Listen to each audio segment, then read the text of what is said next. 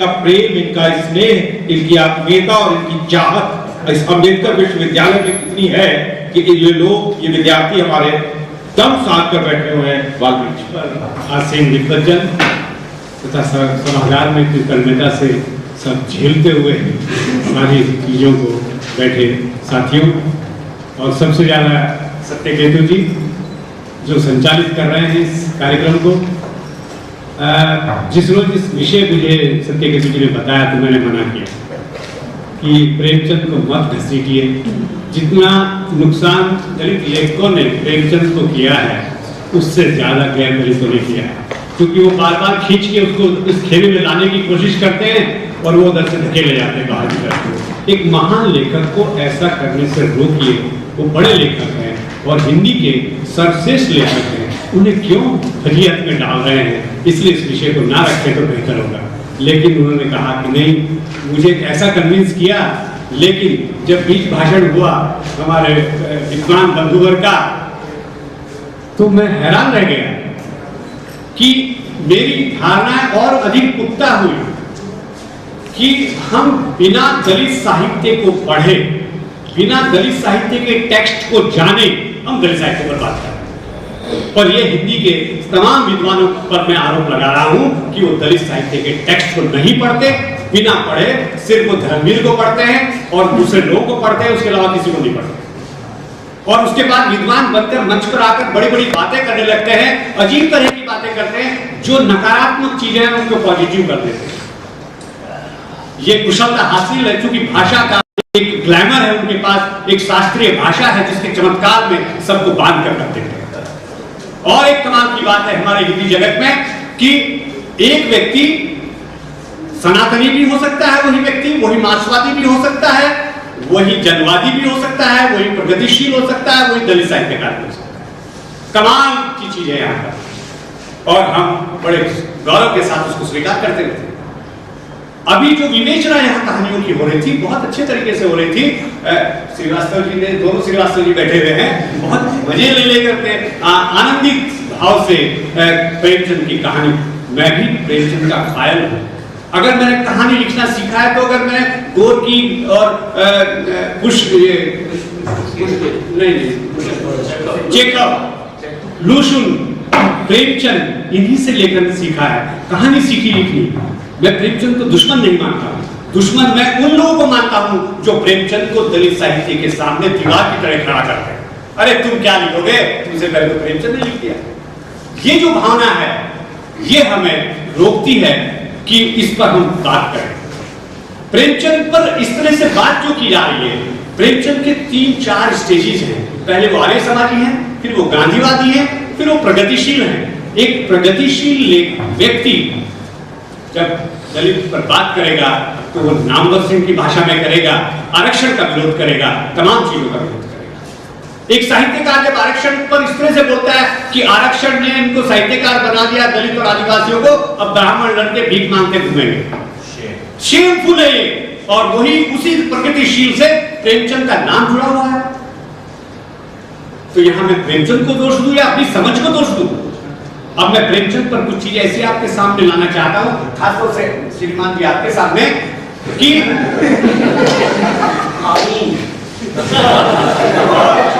से मैंने आपको सुना, फिर धैर्य से आप मुझे सुनेंगे। क्योंकि आपने दलित साहित्य पे एक कमेंट भी नहीं किया, इसलिए मुझे इस बात का अफसोस है कि आपने दलित साहित्य नहीं पढ़ा, तभी आप नहीं बात कर रहे हैं। और मैं मेहरबानी करके दलित साहित्य की कहानियों को, दलित साहित्य की कहानियों को पढ़ने के बाद प्रेमचंद की कहानी को पढ़िए तो आपको अंतर समझ में आ जाएगा। मैं आप सबको यह निवेदन करना चाहता हूं जो यहाँ पर इस सभागार में विद्वान जन बैठे हुए हैं कि दलित कहानियों को बिना पढ़े प्रेमचंद का विश्लेषण मत कीजिए, क्योंकि आपकी सोच, आपके संस्कार, आपके पारिवारिक संस्कार, आपकी धार्मिक चेतना, आपकी सांस्कृतिक चेतना उन चीजों को समझने से रोकती है, बिल्कुल रोकती है। क्योंकि जो चीज आपकी सांस्कृतिक चेतना के अंदर बसी हुई है, जो आपकी धार्मिक चेतना के अंदर बसी हुई है, जो आपकी पारिवारिक संस्कारों के साथ आपके अंदर घुली हुई है, उस नजरिए से जब आप दलित को देखते हैं तो दलित का वो सही रूप आप नहीं देख पाते। दलित आपको गलीच, असभ्य और अनपढ़ दिखाई देता है, चाहे कितने बड़ा विद्वान की बात। डॉक्टर अंबेडकर आज भी दलितों के नेता हैं, दलित मसीहा हैं, आपके घरों में कहीं अम्बेडकर की फोटो मैंने तो आज तक किसी घर में देखी नहीं। अगर वो इतने बड़े विद्वान हैं तो आपने स्वीकार क्यों नहीं किया? क्योंकि वो आपकी सांस्कृतिक चेतना, आपकी मानसिक चेतना, आपकी सांस्कृतिक चेतना आपको रोकती है। दलित को बड़ा व्यक्ति या विद्वान व्यक्ति मानने से रोकती है। वो सभाओं में आकर के बड़ी बड़ी लच्छीदार भाषा में अम्बेडकर की तारीफ करेंगे, लेकिन पीठ पीछे गाली देंगे। ये अच्छी तरह से हम जानते हैं और रोज देखते हैं। और जब ये कटुता आपके सामने आती है, जब ये सच्चाई सामने आती है, तो आप स्वीकार नहीं कर पाते। स्वीकार करना सीखिए। और एक चीज सीखिए कि सिखाना बंद कर दीजिए, सीखना शुरू कीजिए। आपको आदत पड़ गई है सिखाने की, सीखना नहीं चाहते। दलित साहित्यकार क्या कहना चाह रहे हैं, वो क्या लिख रहे हैं, उनकी वेदना क्या है, उनकी तकलीफ क्या है, वो साहित्य में क्यों आए हैं, इसको जानने की कोशिश तो कीजिए। दलित साहित्य की आधारभूत मूल्य क्या है, उसके जीवन मूल्य क्या है, उसको जानने की कोशिश तो कीजिए। तभी तो आप प्रेमचंद का मूल्यांकन दलित नजरिए से कर पाएंगे। और अगर आप दलित नजरिए से प्रेमचंद का मूल्यांकन करते हैं तो कोई क्राइम नहीं हो जाएगा, कोई गुनाह नहीं हो जाएगा, बल्कि प्रेमचंद और तरोताजा होंगे और अधिक विकास होगा प्रेमचंद का। अलग अलग नजरिए से रचना खुलती है। जितने अधिक, अभी किसी ने कहा, आपने शायद कहा था, जितने अधिक पाठ होंगे रचना के, उतनी रचना खुलेगी और खुलेगी। एक व्यक्ति जिस रचना को पढ़ता है अपने सांस्कृतिक मूल्यों के आधार पर पढ़ता है, दूसरा पढ़ता है तो अपने सांस्कृतिक मूल्यों के आधार पर पढ़ता है। रचना का विस्तार होता है, रचना की व्यापकता बढ़ती है। वो आप नहीं कर रहे हैं। हम प्रेमचंद के विरोधी नहीं हैं। प्रेमचंद मेरे लिए बहुत बड़े रचनाकार हैं, लेकिन जब आप एक तलवार की तरह, लाठी की तरह सिर पर हमारे बात करेंगे प्रेमचंद का, तो हम विरोध तो करेंगे। और ये विरोध तभी होता है कि जब आप उसे हमारे दुश्मन की तरह सामने लेके आते हैं। आप दोस्त की तरह सामने लेके आइए, हम सिर आंखों पर बैठाएंगे। आप भी दोस्त बनकर आइए, साथी बनकर आइए, लेकिन आप गुरु बन के जब आएंगे हमें स्वीकार्य नहीं। क्योंकि अभी तक आप गुरु बनकर हमें सीख देते रहे और समाज में विद्वेष और विघटन करता रहा। तो आपकी सीख पर हमें डाउट है, हमें शंका है कि आप अपनी समझ को, अपनी सोच को पहले रेक्टिफाई कीजिए। समाज में विघटन हमने नहीं किया, आप लोगों ने किया है। और जो विघटन के जिम्मेदार हैं उन्हें यह सीखना पड़ेगा कि गलती कहां हुई है।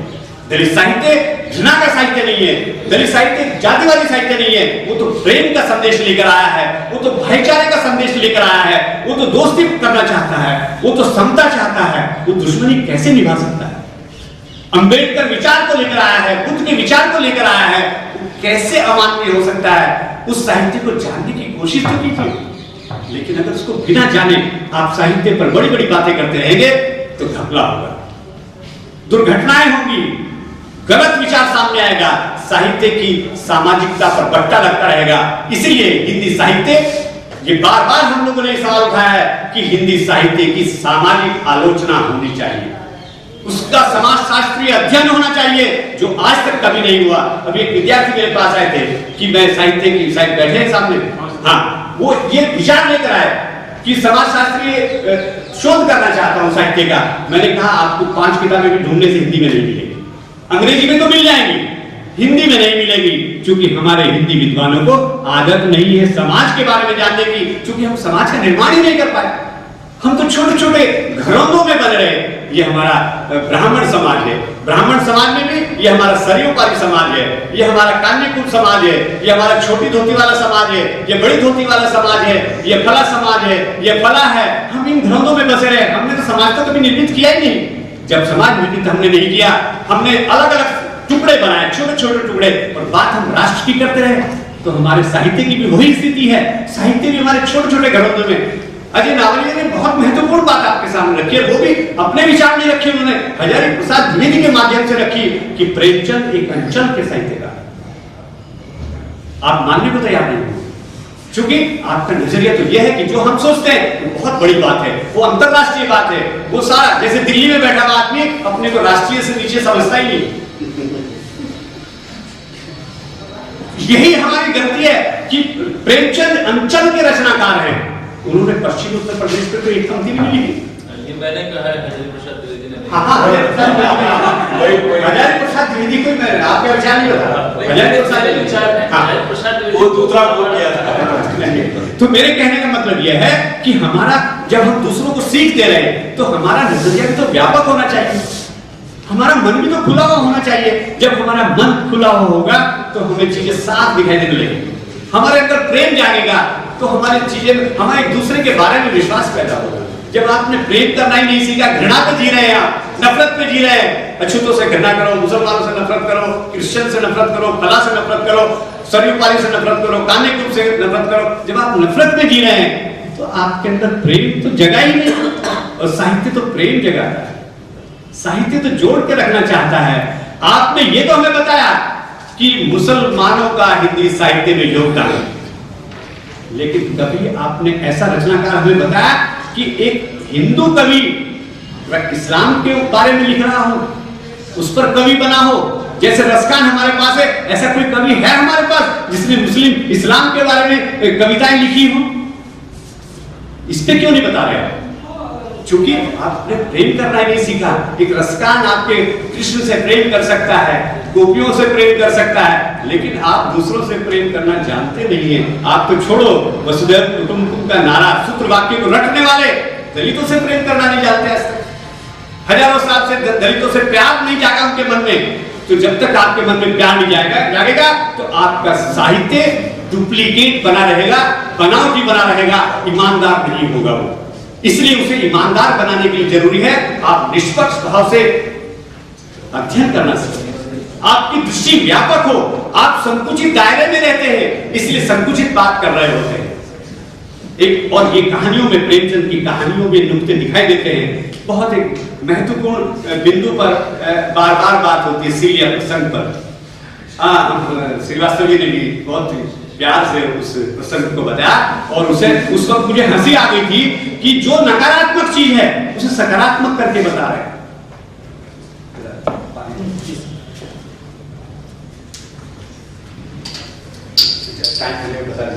अध्यक्ष के लिए कोई टाइम नहीं।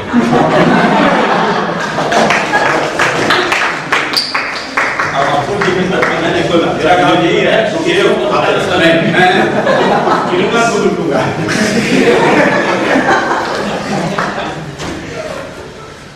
सीलिया माता दीन के प्रसंग में दो घटनाओं पर, एक ही घटना पे बात होती है। आज पहली बार मैंने किसी गैर दलित साहित्यकार से उस दूसरे वाले बिंदु पर बात सुनी। मैं तो उसमें बहुत बार बोल चुका हूं। माता दीन के मुंह में हड्डी डालना क्रांति हो गई, तो सब हड्डी चबाते हैं, चुपके चुपके सब हड्डी चबाते हैं। लेकिन माता दीन के घर मुंह में प्रेमचंद ने हड्डी डलवा दी चमार से, तो क्रांति हो गई, बहुत बड़ी क्रांति हो गई। प्रेमचंद लिखते हैं जब वही प्रसंग जहां वो बोलते अब पूरी तरह से माता दीन बदल चुका है, ये प्रसंग है, कोई आखिरी वाला प्रसंग है वो, कि बदल चुका है। तो सीलिया पूछती है कि अब आपका खाना कौन बनाएगा? कि खाना कौन बनाएगा? तो बोलते मेरी रानी बनाएगी। यही बात है, रानी बनाएगी। सीलिया का तो मतलब तो वो तो खुल के गुप्पा हो गई कि पब्लिकली बोल रहे हो। अभी तक तो चुपके चुपके चल रहा था सब, अब तो खुल के बोल रहे हैं। अगला वाक्य आता है प्रेमचंद का कि माता दीन पूरी तरह बदल चुके हैं। आता है ये वाक्य, उसके आगे वाक्य जुड़ा हुआ है। माता दीन बोलते हैं जो धर्म को माने वो ब्राह्मण, जो धर्म विहीन हो वो चमार।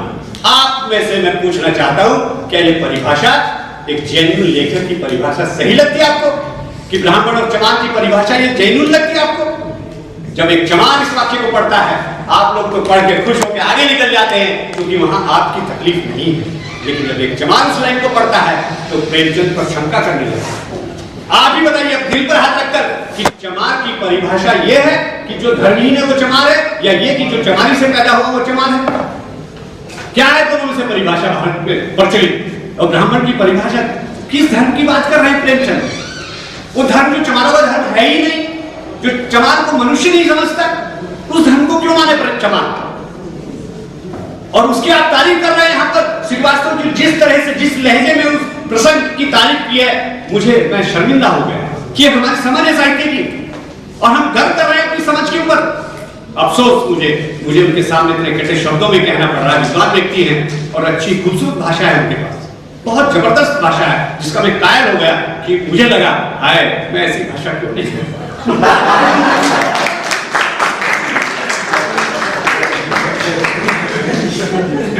लेकिन मेरा निवेदन है कि श्रीवास्तव जी इस प्रसंग को दोबारा फिर पढ़कर देखिए और एक चमार के दृष्टिकोण से पढ़कर देखिए, एक साइंस के दृष्टिकोण से मत पढ़िए।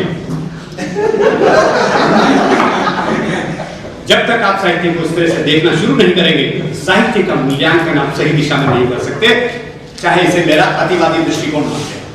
मैं स्वीकार है, मुझे ये मान लेना स्वीकार है कि आप मुझे अतिवादी कहें, जातिवादी कहें, कुछ भी कहें, लेकिन मेरा नजरिया है, मैं हर व्यक्ति से प्यार करना चाहता हूं, मैं पूरे समाज के साथ निर्माण में शामिल होना चाहता हूं, मैं दोस्ती करना चाहता हूं, दुश्मनी करना नहीं चाहता। ऐसा ही प्रसंग कफन कहानी है, मैं आपको बताना चाहता हूं।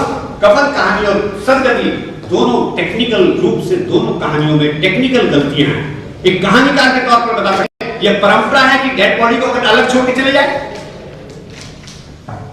बताइए, आप लोगों ने बहुत जगह देखा होगा, घर परिवारों में, दूसरे रिश्तेदारों में, दोस्तों में, अड़ोस पड़ोस में, कि डेड बॉडी को कभी हिंदू धर्म में से अलग छोड़ा जाता है? कोई नहीं छोड़ता। प्रेमचंद कैसे छुड़वा रहे हैं उसको? चूंकि अगर वो नहीं छुड़वाते तो कहानी आगे नहीं बढ़ती। कहानी को आगे बढ़ाने के लिए एक गलत प्रसंग वहां पर डाला गया कि छोड़ के चले गए। और चमारों में तो बिल्कुल नहीं, ब्राह्मणों में होगा तो मुझे पता नहीं, लेकिन चमारों में ये बिल्कुल नहीं है कि डेड बॉडी को छोड़ के चले जाए, मर जाएंगे, मिट जाएंगे, छोड़ के ले जाएंगे। ये टेक्निकल गलती उस कहानी की, इसलिए वो कहानी तकनीकी दृष्टि से गलत हो जाती है। कहानी बहुत मार्मिक है, तमाम अंतर्ग्रंथों को सामने लाती है, लेकिन तकनीकी रूप से उसको बनावटी कहानी बनाया गया है। इसलिए वो कहानी अपना कहीं ना कहीं वजूद पे शंकाएं पैदा कर देती है। कफन कहानी का भी देखिए, पहला ही वाक्य आपको दहशत में डाल देता है। चमारों का कुनबा, आपकी सारी संवेदनाएं उस शब्द के साथ शुरू हो जाती हैं। हिंदू समाज में एक प्रचलित धारणा है कि दलित या चमार जो भी कह लीजिए, या वाल्मीकि कह लीजिए, कुछ भी कह लीजिए, कि ये तो होते ही ऐसे हैं, ये तो बेकार होते हैं, ऐसे ही होते हैं, इनमें कोई सभ्यता ही नहीं है, तो गलीच है। नहीं, मैंने सोचा कि के तो नहीं जा रहे हैं, ऐसा नहीं, कोई मन में कोई नहीं है,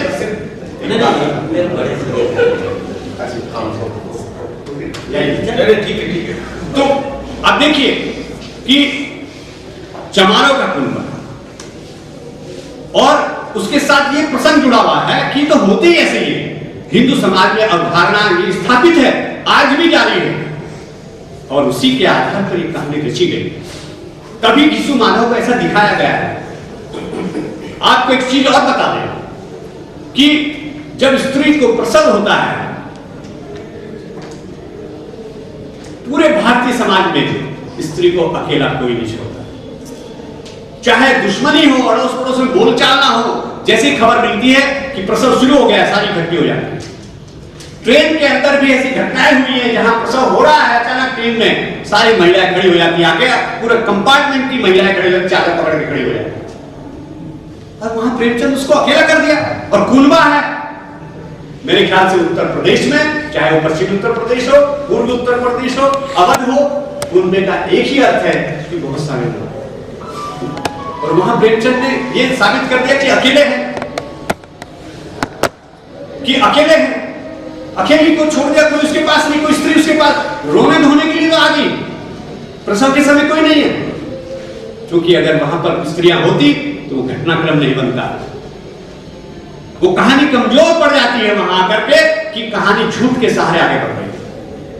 और दूसरी बात है, अगर प्रेमचंद उस कहानी के अंदर दलितों के पक्षधर हैं तो मजाक नहीं उड़ाते। जिसके पक्षधर हम होते हैं उसका मजाक नहीं उड़ाते। पूरी कहानी व्यंग्यात्मक लहजे में है और मजाक उड़ाई गई है पूरी कहानी के अंदर। इसलिए दलितों को यह कहानी नकारात्मक लगती है, दलित विरोधी लगती है वो कहानी। और क्लास के अंदर जब मजा ले लेकर श्रीवास्तव जैसे टीचर पढ़ाते हैं उस कहानी को, उस वक्त दलित बच्चों पर क्या गुजरती है ये कभी किसी ने जानने की कोशिश नहीं की कि एक चमार बच्चा जब उस कहानी को वहां अध्यापक के मुंह से सुन रहा होगा तो सिवाय उसके कि वो जमीन में गड़ जाए उसके लिए कोई रास्ता नहीं होता। तो निवेदन है कि कम से कम दूसरों की भावनाओं का विचार करना सीखिए और पाठ्यक्रमों से इस कहानी को बाहर निकालें। रखिए स्लेट्स बना के शीशे में मढ़वा के अपने घरों में टांग लीजिए, लेकिन क्लासरूम में मत पढ़ाइए उसको, अन्यथा आपको इससे भी ज्यादा कटु शब्द सुनने पड़ेंगे उस कहानी के ऊपर। साथियों, ये कुछ घटनाएं हैं, ऐसे कहने को तो और भी बहुत सारी चीजें थी, लेकिन मैं एक बात जो श्रीवास्तव जी ने कही थी, बहुत महत्वपूर्ण बात कही। वो श्रीवास्तव जी हैं। इशारा करके मैंने कहा नाम में थोड़ा सा गड़बड़ हो जाता है, मैंने गलत नाम लिया। जितेंद्र जी मेरे पुराने मित्र हैं, बहुत पहले से परिचित हैं, लेकिन पूरा नाम पे गड़बड़ हो जाता है। तो जितेंद्र जी ने महत्वपूर्ण बात कही है, मैं सहमत हूं उनकी बात से। प्रेमचंद जैसे हैं उनको वैसा ही कहने का, उनको छोटा मत कीजिए, उनको महान रहने दीजिए, कलंकित मत कीजिए प्रेमचंद। वो हमारी शान है, हिंदी साहित्य की शान है प्रेमचंद, उसकी शान को बरकरार रखिए। जब उसे घसीट के लाओगे तो छींटे पड़ेंगे, और ये आप लोगों के हाथ में है। ये एक बहुत ही बड़ी बात थी, और मैं समझता हूं कि सूरदास पे बहुत खास बात कही गई थी। मैं अच्छा हाँ, चलिए इसको छोड़, एक बात मैं जरूर कहना चाहता हूं कि प्रेमचंद में जो थोड़ा बहुत चेंज दिखाई देता है वो 1930 के बाद दिखाई देता है, वो भी गोलमेज कॉन्फ्रेंस के बाद। टर्निंग पॉइंट है वो। अंबेडकर के और गांधी के बीच में जो विवाद शुरू होता है वो गोलमेज कॉन्फ्रेंस के कारण विवाद होता है, और उस विवाद के पूरे राजनीति पर उसका प्रभाव दिखाई देता है। और एक बात और मैं बहुत दावे के साथ कहना चाहता हूं कि हजारों साल में पहली बार दलितों ने अपने लिए कोई डिमांड रखी थी। हजारों साल, एक दो दिन की बात नहीं, 3000 साल से ज्यादा, 5000 साल तक भी अगर हम पीछे जाएं तो पहली बार दलितों ने अपनी कोई डिमांड रखी थी।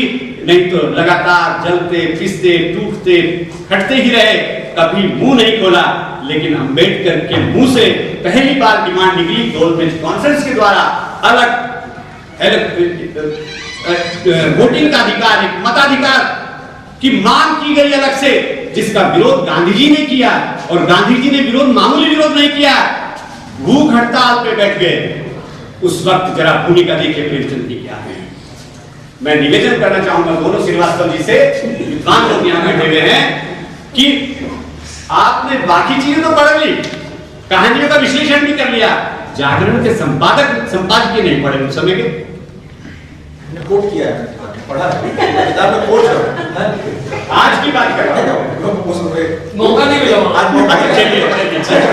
बहुत था। बहुत बहुत धन्यवाद ओम प्रकाश वाल्मीकि जी।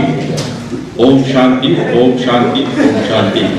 और मुझे लगता है कि जिस प्रेम की बात हम लोग कर रहे थे, जिस उदात्त प्रेम की बात कर रहे थे, हम लोग उसी प्रेम को लेकर जाएं। लेकिन जैसा कहा गया है कि यह प्रेम को पंथ कराल महातलवार के धार पे धावनो है, तो ऐसा न हो कि उस तलवार के धावने में हम लोग कहीं कट जाए। इसलिए इस प्रेम को संभाल कर रखना है, और इसी प्रेम को संभालते हुए कल फिर से हम लोग इसी प्रेम के साथ हम लोग यहाँ पर एक बार फिर से मिलेंगे। धन्यवाद।